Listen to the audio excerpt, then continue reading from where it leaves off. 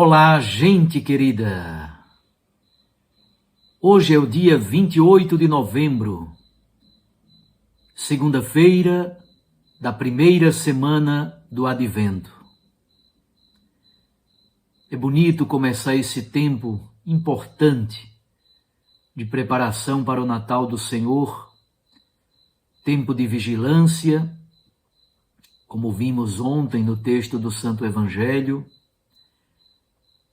tempo de penitência e conversão, como veremos no próximo domingo, tempo de alegria e esperança, como nos dirá o terceiro domingo do Advento, tempo de fé e de cumprimento das promessas de Deus na vida de Maria e de José, e na vida de todo o povo que ansiosamente esperava a vinda do Messias. É uma alegria, então, ter a sua companhia aqui pelo nosso canal do YouTube, por meio da Rádio Maria, por meio dos podcasts. Muito obrigado. Vamos, então, ao Evangelho do dia, que é de Mateus, capítulo 8, versículos 5 a 11. Naquele tempo, quando Jesus entrou em Cafarnaum, um oficial romano aproximou-se dele, suplicando: Senhor, o meu empregado está de cama, lá em casa, sofrendo terrivelmente com uma paralisia.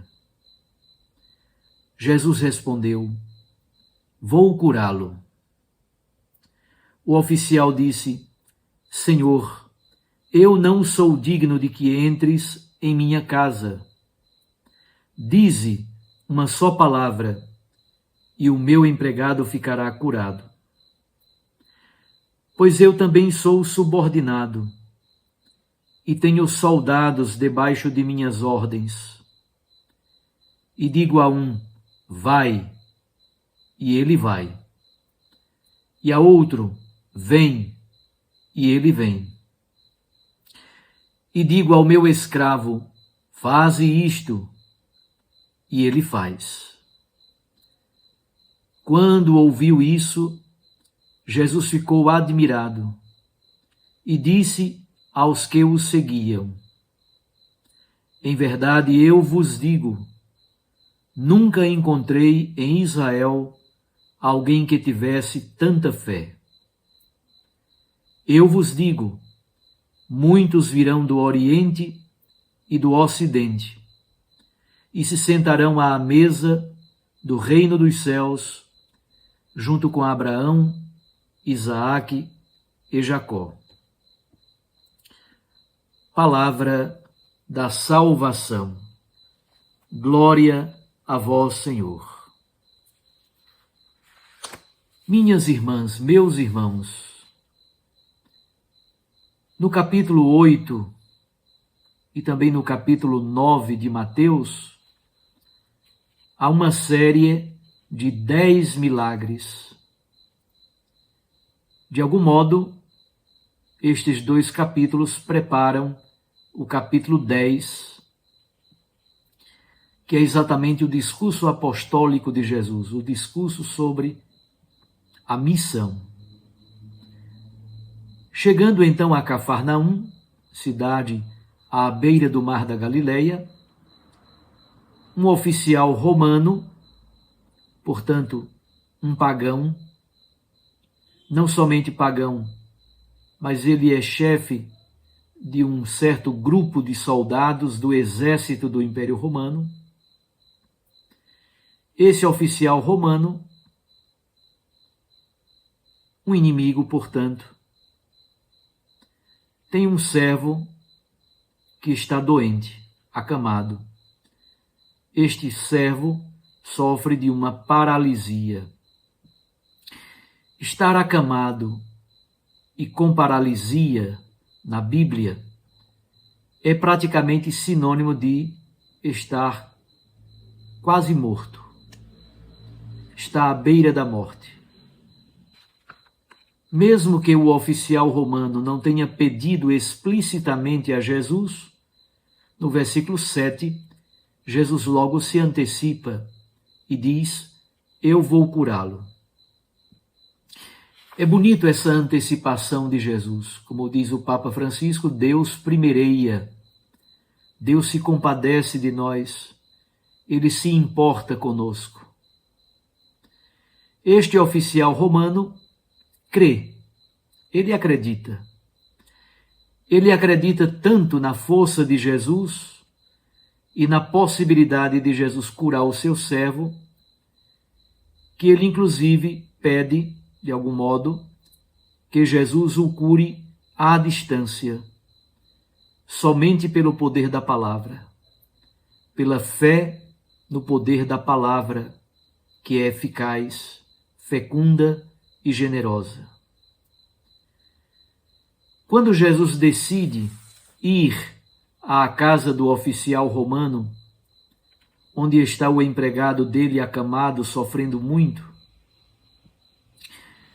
o oficial romano diz: eu não sou digno. Como compreender essa expressão dita pelo oficial romano? Por que ele não é digno de que Jesus entre na sua casa? Daqui a pouco vamos propor 3 interpretações para este milagre. Uma coisa é certa: a frase foi tão marcante nas comunidades cristãs primitivas que estas comunidades guardaram a frase deste oficial romano e inclusive entrou na liturgia da Santa Missa. Nós dizemos a cada missa: Senhor, eu não sou digno de que entreis em minha morada, mas dizei uma palavra e eu serei salvo.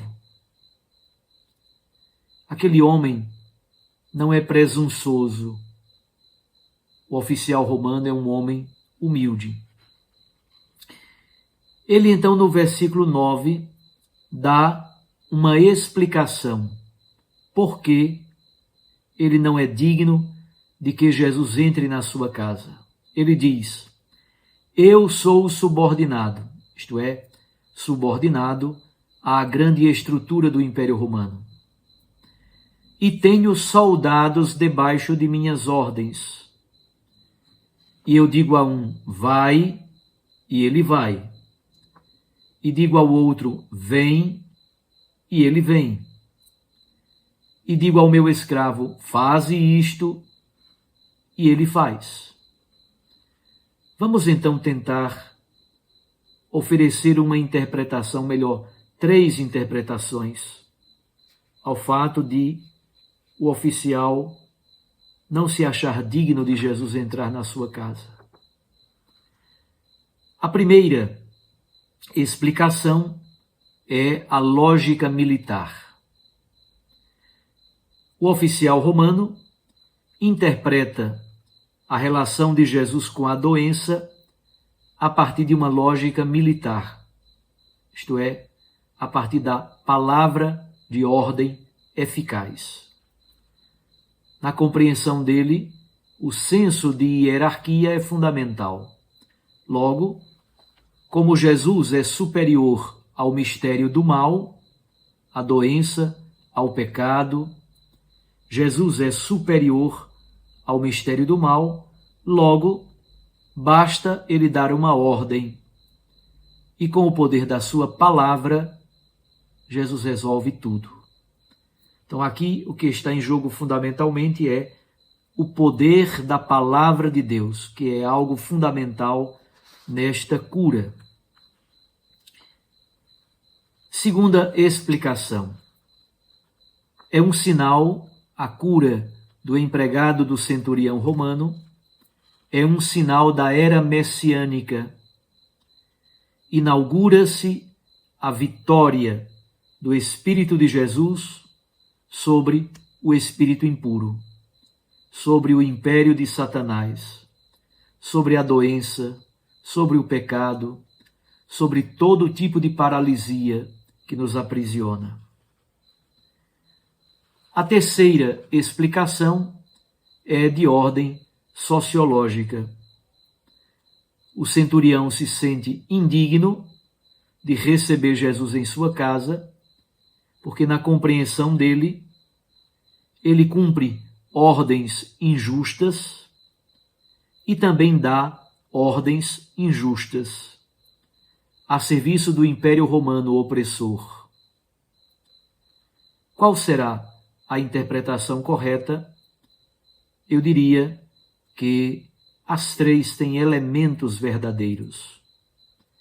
Partindo da sua lógica militar, ele sabe que a palavra de Jesus é dita com autoridade.